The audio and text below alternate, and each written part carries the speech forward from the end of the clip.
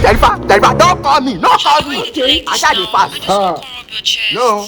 I beg now. Until I feel fasting. You no go spoil your fasting now. Hello. I'm unavailable. Okay.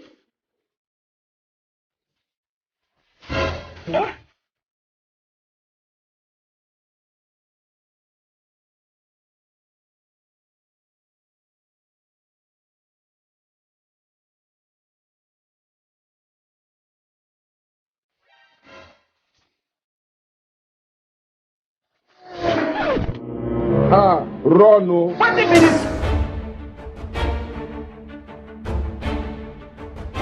Okay. You don't want? Something way bad for this.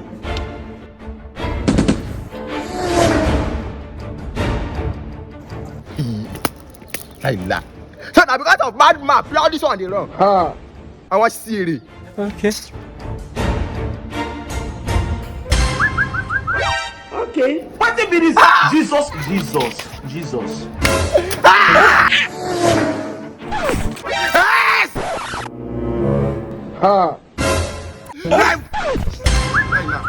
You are in a damn soup. You don't want?